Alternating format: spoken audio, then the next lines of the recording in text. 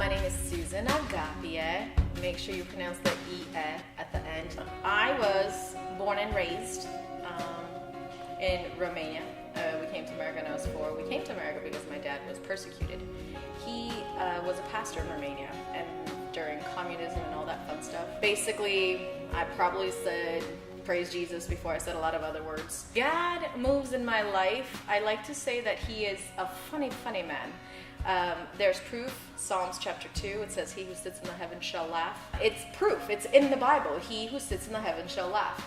And so because I relate to him like that, I look for those moments like daily where he just makes me laugh. And so my relationship with God is constantly looking for him showing up in my life. And I remember walking across the blacktop today, and I was like, God, today sucks.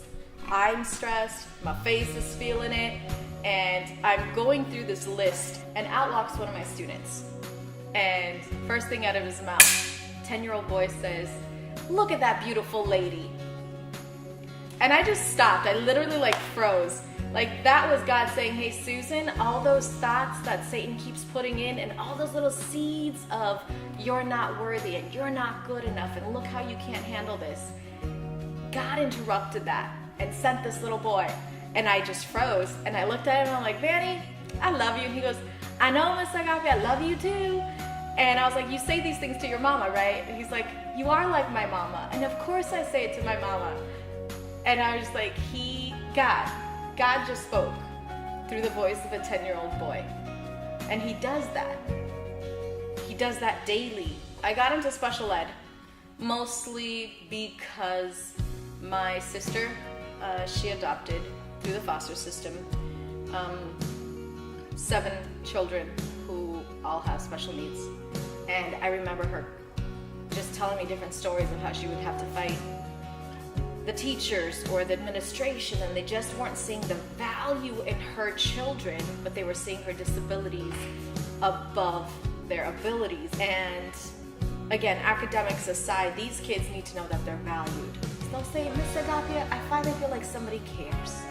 Miss Agapie, before I just gave up, and nobody even bothered to ask me why. When somebody asked me about my relationship with God, he is my father. In a way that I never had. But I think every dad should tell their little girl that she's beautiful. And God does that for me. But he sends it through the voices of friends and strangers, and random likes on Facebook. The relationship I have with him, where he saw gaps, he filled them in ways I wasn't expecting. My favorite Bible verse, there's a lot of great ones, people. I don't know how you can narrow it down so much to just one. Zephaniah 3:17. It goes like this. The Lord God is in your midst. He is a warrior who saves. He will rejoice over you with joy. He will quiet you with his love. He will rejoice over you with shouts of joy. Another version says that he will exult over you with loud singing. So that verse is awesome because God is like, you know you're not alone, right? When you think everyone else is gone, when you think you can cry, your friends don't care, you just got in a fight with whoever, and nobody sees your value, God's like, hey, I'm here for you, and all those battles you've been fighting, he's that warrior who does it for you. He's a God who says, I am lucky to have you. A God who sent his only son, yet that's how much he rejoices to have you in his family. When it says he will quiet you with his love, that's not just the voices around you. That are the voices in your head that say, I'm not lovable, and I can't do this, and of course no one would choose me, and what kind of a mother am I, or what kind of a friend am I? And God's like, no, honey. He quiets you with his love.